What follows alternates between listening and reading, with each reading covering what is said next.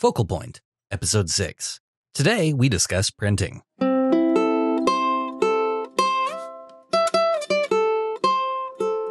Hello, everyone. I am David Patton, your co-host, and of course, we have Chelsea here today. And before I really get started, I kind of wanted to bring up a couple kind of minor things, like if you notice, we kind of missed a week. Part of that, just life gets in the way. We are going to try to keep this at a regular weekly schedule, but it's not necessarily a guaranteed thing. Any support through the Patreon will help. It'll allow us to keep things a little more regularly, get things a little better scheduled out. So absolutely, any support through Patreon or anything like that is helpful. And of course, join us over on the Discord and just come help participate, hang out, chat. The more we have discussions there, the more we have to talk about here. So now to go ahead and kind of get into our topic, Chelsea, if you want to go ahead and get us started. Yes. So sharing is caring, as we all know. And I think everyone can agree that we need to step away from the screens for a hot second. So what about the age-old, what's the word? The age-old process, the age-old process of printing. So today we're going to talk about different ways we can share our photos that don't include Instagram, Reddit, Facebook, screens in general, and getting back to the olden days. I say that as somebody born in the 1980s. So take that with a grain of salt. But it is really important to talk about. There is still really valid reasons to print work, even just for sharing. And it's something that doesn't get talked about a lot in all these photography forums. They're posting pictures, they're sharing them on social media and talking about it there. But you post a picture and some people see it, and then it kind of goes away. It's forgotten. It's on to the next big thing. Right. Yeah. There's no permanence really on the internet. I mean, there is, the internet is written in an ink mark, as I always say, but there's so much that it does. Like you said, it gets there, it gets a little of attention, and then it's scrolled right by. Yeah. It's the object permanence. That's with digital files. You post them on the web, you may get tons of people seeing it, but they may not actually get much interaction. You may have thousands of people see it and maybe one person make a comment or something like that. Whereas you have a print, when you show it to a person, they're going to be there with you reacting to it. And so it may not get quite as many people looking at it, but you get a lot more personal of an interaction when you share a print. Absolutely. And it doesn't even need to be something that you print to share. We're going to touch on different types of things you can print and how they, different benefits to each of them. But it doesn't even have to be something that is intended to be shared as a print. It could be just for yourself. There's a certain feeling that you get. It sounds kind of silly, but there is a certain feeling when you open up a print that you receive from a real printing house, or even if you have a nice printer yourself and you're holding it in your hands, something you made on a digital screen or on film, and then now you're holding a large version of it in your hands. There's something to be said for that. I think it also helps that when you're looking at a print, there's no screen variance. When I'm sharing a digital file, I may have a calibrated monitor, but my phone's not calibrated, so it looks different on my phone.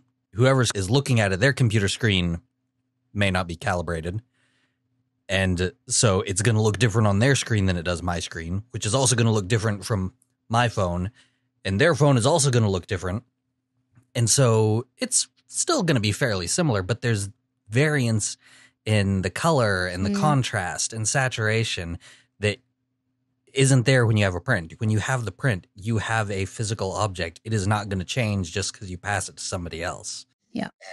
Yeah, I remember I actually have a kind of embarrassing story about screen variance. I remember the first time I ran into this. I was working at the Apple store. I was a creative is the official title.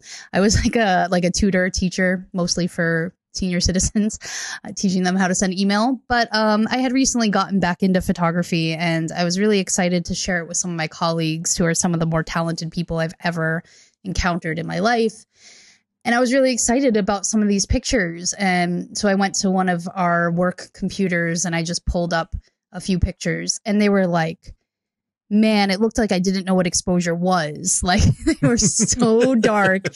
It was so embarrassing. And I was like, no, this is not what they're supposed to look like. And this was on, a Retina MacBook Pro, top of the line. And I was like, but wait, hold on. This is not what it looks like on my crappy MacBook Air from 5 years ago. So yeah, that's a very, it just makes you feel bad. It's the only way to say it. It makes you feel bad. So I think knowing about it helps, I guess. Yeah, and having that print as well can help kind of see where issues may be. There is, especially with the brightness of a photo, I have seen tons of examples where like you can tell just by looking at the picture that they have never printed one. Right. Because it looks okay on a computer screen, but it's really just so dark because screens have the backlighting. Yeah. I mean, it does give you some kind of idea that you don't really get from the displays. So I guess that begs the question, when's the last time you printed something? I want to say the last set of prints I ordered was 3 weeks ago, maybe a full month. Look at you living up to your own advice. Well, part of it is I like printing out. Like, I'll go to Walmart and print out a handful of like 4x6s because it's less than $1 for each one. And they're what goes up on my fridge. I did do a nicer set of prints a couple months ago that I actually ordered through a print lab, that I got a handful of larger prints that I am still looking at framing options for. But I tried to get a handful of those every once in a while because Walmart really does not have the most accurate of prints. The colors sometimes just aren't quite perfectly calibrated. And if you go to an actual print lab, then they will have the process down to a science. And the people working there are people who care about making it accurate. And so you're going to get the best possible results. Yeah, absolutely. And you will see, for those of you who haven't used print labs, you'll see that they will, give you profiles to put onto your photo so that you can make sure that your photo coloring is going to come out the way you expected on their printers and with their setups. So they do take it seriously. They want to make sure you have a quality product. I've used the same printers in Europe and in the US for many, many years now. And they always surprise me because I don't go for necessarily the most expensive prints. When I'm doing it for myself, I choose the cheapest thing. When I'm doing it for a show, usually mid-range, to be honest. But I'm always completely blown away by how beautiful they come out because you're using a professional lab. Yeah. And that kind of does lead into talking about the different types of prints, because you do have the photo paper, which is really pretty cheap, especially depending on the type of paper you get. You can get just kind of the standard gloss, semi-gloss, satin, matte papers that are pretty cheap but still give a really nice image. But you can get like fine art stuff that I haven't yet because it's like $80 for an 8x10. I'm a big fan. I have to say I'm a huge fan of photo rag, which is kind of feels like cotton. I mean, I'm sure I don't want to say what it is. A lot of those are actual cotton paper. And you can tell. I mean, it has the texture of it. And I shoot mostly street and travel, and I'm not a big fan of like the luminous, glowing Thomas Kincaid-esque end result for my work. So the photo rag is just the absolute best. And some of the houses that I use, the print houses I use, you can get photo rag for really inexpensive, like $10 at the most for a huge like A2. Oh, wow. So been very lucky with that, but I'm a big fan of the photo rag. Do you have a favorite paper type? I don't know if I have like a specific paper that I prefer, but I do like the matte finishes a lot better. I just think that it really helps it stand out, and especially if I'm going to do any framing with it and putting it behind glass, that it keeps it from being too shiny and reflective. But that is one of the things I like about it too, is that I can customize however I want the framing. I can put it in different frames. I can put different glass in front of it, and it changes the overall look of the display. Yeah. I think it definitely depends on what your subject matter is, what the photo is, and your own personal preference. But that's one of the beauties of these kinds of places. If you have a local place, I highly recommend going in and talking to the people there. They'll show you, you can touch the paper, you can see with your own eyes. And then if you don't, and you want to use one of these online ones, you can request samples, so you can see what that paper actually looks like, so you can make your best choice. But local print shops are great. I had a beautiful one in Prague around the corner from me that I worked with quite a bit. And those are great because you can sit down and you can say, hey, this is what I have. This is what I need it to be exactly. And they'll cut it to finish. And the one by my house used all old fashioned tools, which was really neat as well. It's just a nice process to watch. It's a lot of fun. I guess kind of the next step up would be printing on canvas, which tends to be more expensive than using the paper. Absolutely. It's definitely bulkier. And for me, from what I've seen, is you get kind of less of an effective resolution because it's so heavily textured. You can lose some of the really fine details, but it also allows you to do really big prints that are going to look nice and it looks professional. You know, I haven't done a canvas print in a really long time. Back in like college, I had a few canvas prints done, and I love them. They were pre-stretched and mounted, and I was able to just hang them on the wall just like that. And, you know, I was in college 1,000 years ago, and I think they're still like in my mom's attic and still in perfectly good condition. I actually saw them when I was back in America the other, last month, 2 months ago, and they looked like they were from yesterday. So there is like a huge benefit to that. And they do look beautiful. They have like a slight sheen to them without being super shiny. And they have a nice texture. I'm a fan. They're expensive, but if you have some stuff that you really love and they work well without even framing, which I think is kind of a nice addition. That definitely is nice. I guess others that work good without framing is if you get like a metal or acrylic print. Yeah, I've never done those. Have you? I have not yet, just because of how expensive they are. I did do an equine shoot about a week ago that the client is getting one of the photos printed, something big, not 20 by 30, but not too much smaller either. And they're going to do it with an acrylic print. And I am really hoping I get to see the end result. Yeah, you should ask. I've never actually, I think an acrylic print, I haven't even really seen one of those in real life. I have seen metal prints. But I think for me, I think they're interesting. The idea of them is interesting. The fact that they'll last a long time is impressive. For me, I don't think they match my overall like aesthetic for what I like personally, just because of the sheen and I guess they feel hyper modern to me, which isn't necessarily something that I want to achieve with my photos, but they have some amazing qualities, and I think you can even put like lights behind them and, you know, from what I understand, to light them up almost like a backlight. And it's something I'm looking into for the equine photography I do, because there are a lot of clients who want that look, and it fits well enough with some of the horse pictures.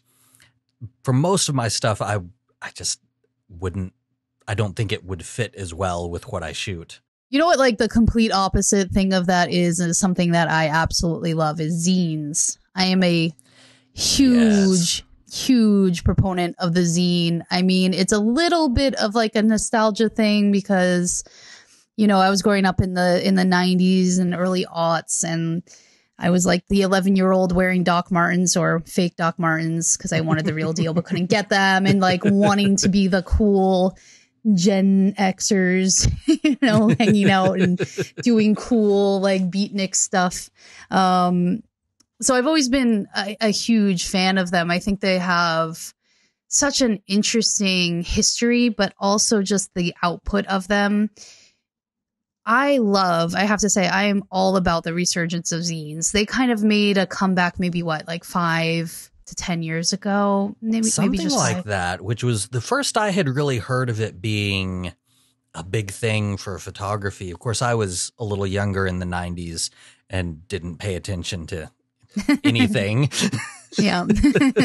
And they're just, I think what's really cool about a zine, and if you're not sure this word that we keep saying over and over again, just picture like a handwritten little tiny magazine that was put through a Xerox machine a whole bunch of times and then stapled together. You got yourself a zine. But I think what's special about them is that they are made completely by hand. You know, a proper zine is not designed in Photoshop and Illustrator and put together in a meticulous manner. It's handwriting, it's hand drawing, it's cutting pieces from magazines to stick in, it's taking your pictures and literally cutting them and just slapping them on thoughtfully, but in kind of a cool punk way, if that makes sense. Yeah, and there are more modern kind of zine publishers that they will make it more like an actual magazine. Like that's what I'm planning on going through, especially for the kind of the photo book one, because you can they call it a zine, but it really is more of an actual photo book. Yeah. And it's a magazine. And so there are different kind of varying levels of how you'd want to do it. It can be as simple as going out, printing some of your pictures and handwritten, everything like that, hand stapled. Or if you want something that's more of a display piece or marketing or something like that, you can also go onto one of those publishing sites and get it done. So that's kind of one thing I like about the modern age is there's plenty of variation for whatever style you're looking to do.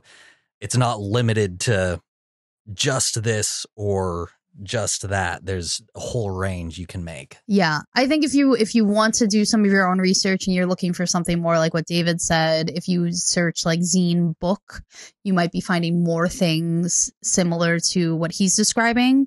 And if you put in like, I don't know, maybe like punk zine, you're going to get more of what I'm describing. And then there's a happy medium in between. I mean, there's something very special about holding your work in your hand. And like what's cool about a zine is the size is pocketable and you're holding it in your hand and you have multiple images in there. So I think that's absolutely something worth doing. While we're talking about it, if you are someone who is in our 52 weeks and in the photo class, this is something that we've been trying to do, or I've been trying to do for many years, is get the zine off the ground for those projects. Well, the 52 weeks, I'm just taking over the photo class, but for the 52 weeks. And it's something that we're going to try to really push for next year. The one caveat to that is obviously these things cost money. So we're trying to find ways that we can all work together to make it a reality. And in such, keep an eye on things like the Patreon and the Discord for ways that if this is something that interests you, for ways to help us make it a reality. Because it does take a lot of work, but even more than that, it takes money. Yeah, because it would be awesome. And like we were talking about this earlier, being able for each of us to put out one of these zines for anyone in the server or within the group to be able to pick up one. And I think would be awesome. And I think it would be also really fun for everyone participating to be able to see them putting together these zines to show off all of their work. So definitely we will have more on that coming. Yes. And if you like that idea, motivate us. Yes. And if you want to help us. But 2 people right now, formerly 1 person. Thank you, David, for coming and helping with some of the extra stuff. But we can absolutely make this happen in real time if we just have a little bit of support, however you're able to give us support. I guess we've been talking about the zines. That kind of moves into like talking about the difference between practical and decorative printing. because there is a little bit of variation and mostly the use case, but like the practical one, I'm thinking like calendars, magnets, coasters, bookmarks, maybe not necessarily what you would think of as a print, but stuff that's going to get used and is going to be seen every day and is going to be right there in front of you. Calendars, especially. I love doing calendars, and I make one pretty much every year with the photos I've taken. But I use that as a fun challenge to kind of go through and pick out kind of my best shots and be able to order them and make it make sense within the calendar. I've got tons of other prints on my wall too, because I like printing, but it's one of those that it's right there and everyone's going to look at it. But other things like the coasters and the bookmarks and like fridge magnets, they may be smaller, but it's still something that is going to be seen every day, but also serves a practical function. Yeah, I think a calendar is actually kind of a cool bridge item too. You often see people asking like, hey, how can I make money off my prints? And then everybody's like, you can't. And it's just a chorus of people saying, are you stupid? You can never make money off of prints. That said, there's always people buying calendars still, at least for now, until certain generations go the way. But yeah, there's still people buying calendars. And I think that's a very marketable thing, especially because we have the holidays at the end of the year. It's a great time to get one out and ready. And if you want to be selling your work, that's a great way to try. Selling them at local fairs, or even finding a coffee shop near you, or something that would let you put them out at some kind of commission pricing or shared profit sharing or something. But that's a great way to get some people to buy your work. And I think they're pretty fun to put together. I haven't made one in a long time. I think the last time I made one was in iPhoto when it was still iPhoto. But they're easy to put together. They're fun. And yeah, there's some real opportunity to make money off of them too, which is not to be said about a lot of prints. So, I mean, there's so many reasons to print. I don't think we really need to sell it to people. I think people know why it's a nice thing to do. It's just not something that people do. I ran a print swap for a few years on our photography. And at the beginning, it was great. You know, people were sending prints and receiving prints every month. And it was just so nice to open the mail and get these hold in my hand pictures that somebody made and sent to me. I had a whole collage on my wall just for my photo prints, the swap prints. And I just loved it. And I've had mentees that I've worked with send me prints. And those would go up on the wall as well. So it's not just your own work. It's just the value in just seeing somebody's work put out and not just on the screen. Like I said, I don't think we need to sell that so much. Yeah. And kind of getting into that, the selling versus just sharing. I know a lot of people really, especially getting into photography, they're like, oh, well, I can sell prints and stuff like that. And it's doable. It's not as easy as people tend to think that it will be, especially when you're starting out, you're getting a bunch of random photos that may not all have necessarily a theme. And you're not necessarily going to find a buyer for just random photos.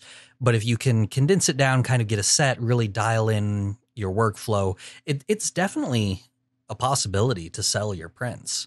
Yeah, I'll speak from some personal experience. I mean, I have an online store, and when I put effort into it, the marketing side of things, I do relatively well, a few here and there every month. When I ignore it, it's much less than that. So there definitely is some marketing that goes into it. But I've toyed around with throwing everything at the wall, putting everything on my store, and really curating it down.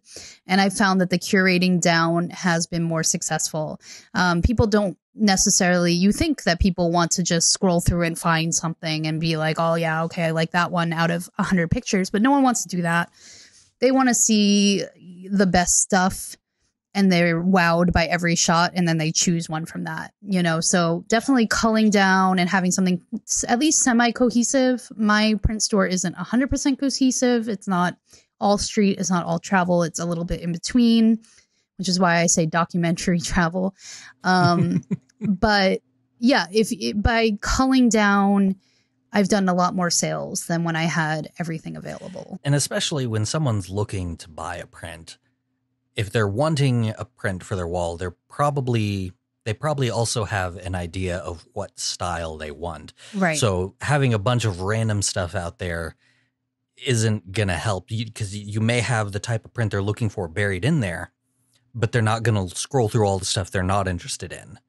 So by having a more curated gallery, you may not get as many people who are going to be looking at it, but the people who do are going to be the people who want to see that stuff and are more likely to buy. The people that are more successful at prints that aren't the famous, people are the people who are doing it in person as well.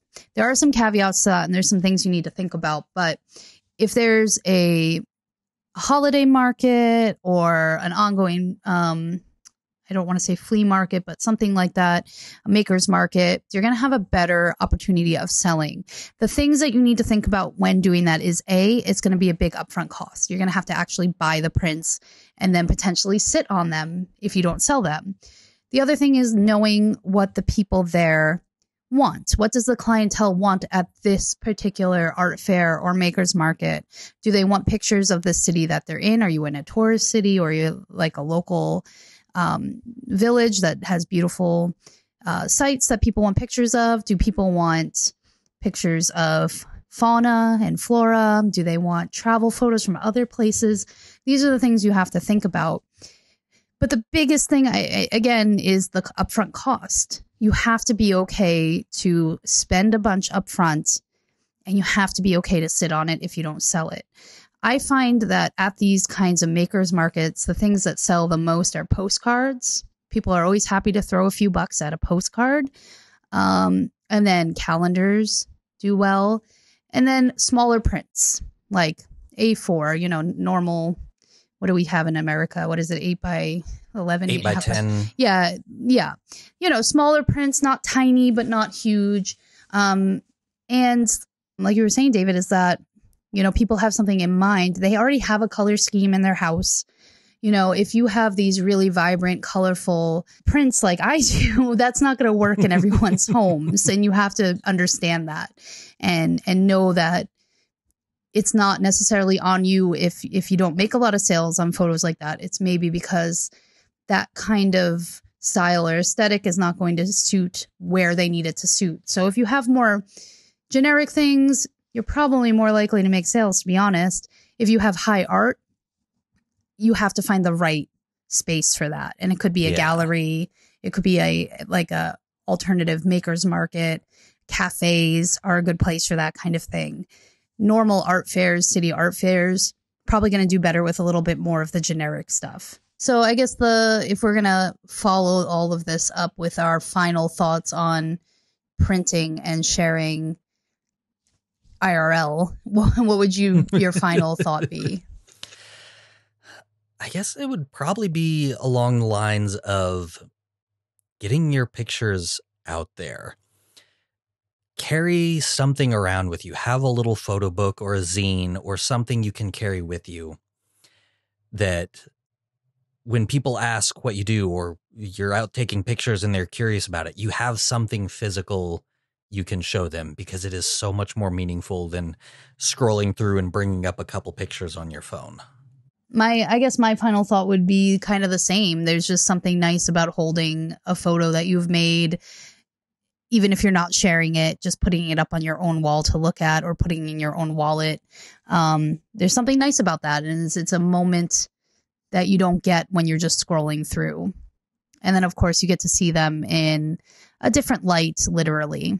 So I guess since we spent a lot of time talking about prints, I guess we should move into our critique, which is, a digital file. No one mailed us photos to print, to critique. So we're going to have to look at some digital files. So our photos today come from Austin Albert. You can see Austin's portfolio at travels4pics.com. The 4 is the number. And his Instagram travels for pics. So Austin sent us the first photo that we're going to look at is an astro photo, which is something we haven't critiqued here yet. So that's great. It's a mountain. I believe he lives in Colorado. So this is going to be in that part of the country, I'm going to say, without knowing. And then we have the Milky Way. And then we also have a whole mess of comets and a dark foreground with a rock. So I'm going to ask, since we don't have a guest, I'm going to pawn off the first critique to David. So please, David. So I really like this picture. I'm assuming it was probably taken during like the Perseid meteor shower, just because there are a number of the meteor trails streaking through the sky. But whether it was that or some other one, or if it's a composite, because I know a lot of times with astro, you can composite a bunch of images together of the same scene to help make it more clear and kind of reduce noise and stuff. I don't know if that was the case here or not, but either way, I think that the overall framing of that looks really nice, with the meteor trails kind of flanking the Milky Way coming up out of the center of the mountain. And just the amount of stars there, it looks absolutely fantastic. Really, the only thing I kind of would have to critique against it would be the foreground. Because it is so much darker, it stands out as not being part of the photo. And there's kind of a hard line between that shadow in the foreground and where the ridge kind of pops up in the back. And so I don't know if it would be easier to kind of do an exposure stack and get that foreground to look at the same brightness level as the mountain background, or just even crop it into like a pano and just cut that whole section out. It would lose the foreground elements, which it looks like it would be really cool. It's just, it's so dark that it doesn't stand out as a part of the photo. But overall, the composition is fantastic in this one. Yeah, I don't know how equipped I am to critique astro as astro, just because I've done it a whole 2 times. And but if we're gonna look at it from a non-astro point of view, I agree. I think the foreground is unnecessary. I just kind of did a quick screenshot recrop one in portrait mode because I was kind of just interested if it was going to be in that aspect ratio, and then one that's more of a pano. And I have to say, I do think it works better. I understand nobody is more of a proponent for foreground elements than I am, but I do think in this one it's not necessary. Not only is it darker, but it also kind of makes the composition seem crooked, because there's this line between the foreground and the midground that's very bright, and that kind of hits at a diagonal.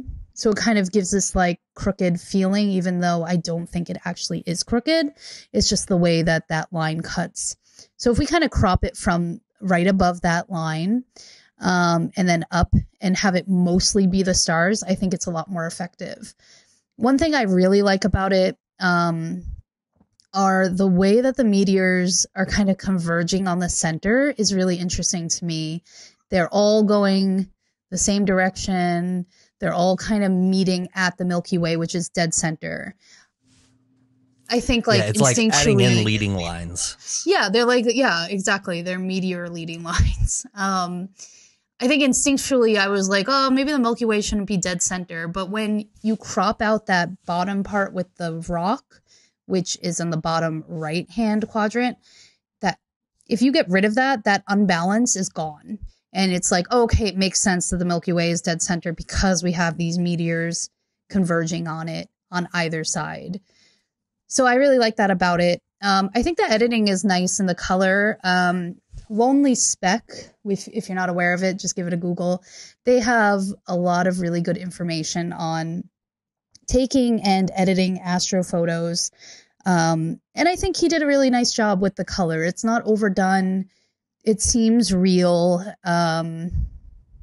I like the purples and the pinks and the oranges, and I like how they're not so artificial that it feels like he probably saw it close to this with his own eye. Yeah, like it looks natural, but it's still vibrant and ethereal almost. I think that's a good way to put it. So yeah, I guess my overall thing would be crop it, and it's good. Yeah.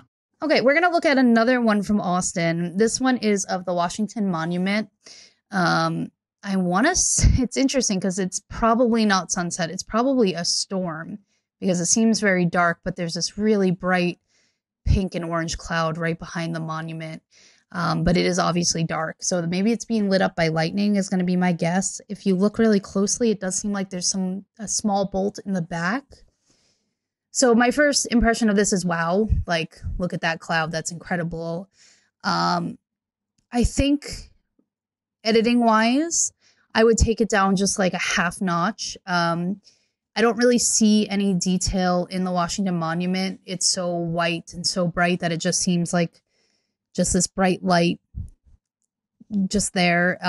When you zoom in, you can kind of see the bricks and the texture. But I think if we took down the exposure on that, just a hinge, we could see more of the texture in the building, which I think would be good. And then maybe the blacks, I don't know how much latitude there is because it does seem like it was really dark and he happened to manage it during like a lightning storm. But I think that those really darks are maybe too dark for my tastes. So far as to say I might even crop it to get rid of some of them.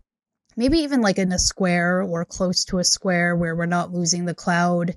We don't need all that dark space, right? I mean, but the cloud and the Washington Monument are important. And the fact that the Washington Monument is dead center, I think kind of lends itself to a square crop.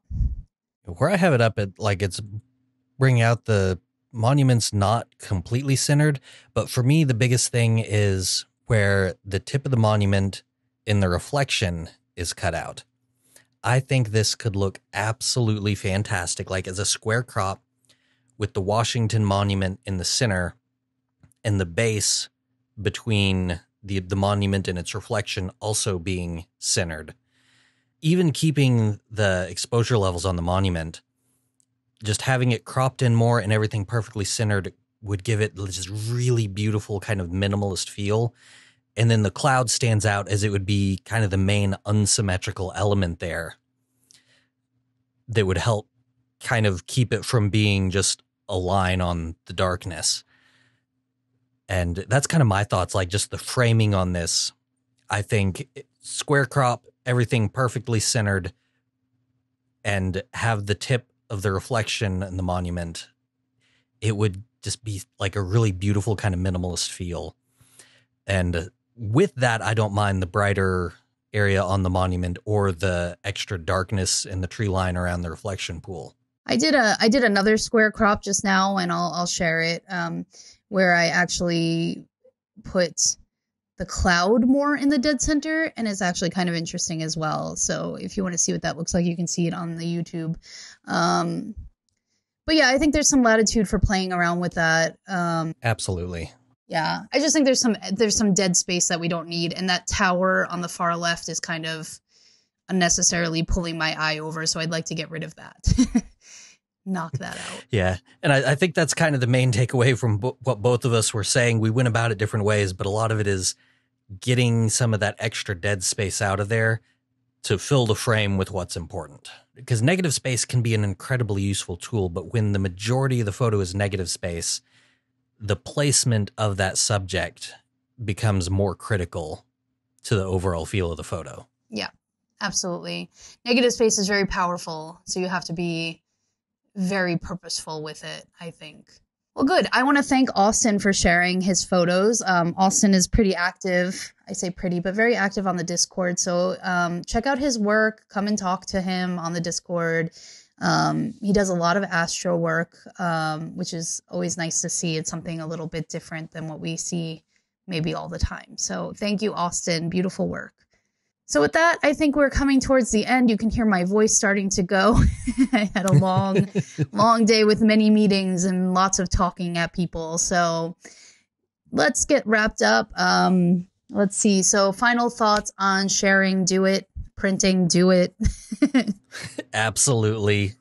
Again, if you are interested in a zine for the 52 weeks challenge or the upcoming photo class, it's something that we want to do, and we just need a little support, and you know how to support us.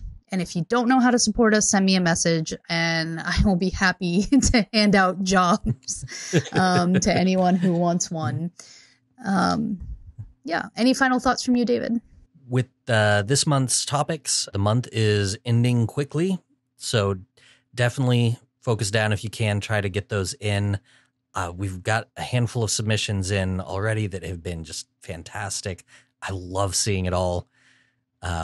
I say that I still don't have mine submitted. I'm working on getting the wildlife one still. For shame. I know. So obviously you can post either individual weekly pictures or the way I'm doing it this month is I'm going to post them all four together. So absolutely, you still got time. Get it in. See what you can do. This is a really fun kind of laid back month. And I think it's just a great way to get into the challenge if you're a little behind or just starting out. And kind of tagging on with the zines, absolutely, I really want to get that stuff done. So any support is helpful. And even just kind of showing interest to let us know how many people might want some of these so it can help us plan out what we're doing exactly. And yeah, go print more. Print more. That's it. Put it on a pillow, print more. The Reddit photography class, you mentioned that. Yes. Open enrollment, it is free. Yes. And any early questions, comments, that type of stuff will help build the content and tailor it to your needs. Yes, and stay tuned for some more content about it, FAQ sessions, helping you pick a camera if you haven't picked one. We're working on it all. You'll hear from me and Sean Macon are the hosts, and then we have mentors such as David helping us out. So come meet the mentors, come meet myself and Sean, and let's do this. Let's get it going, and we're going to have a lot of fun. So thank you, everybody. We will see you all next week.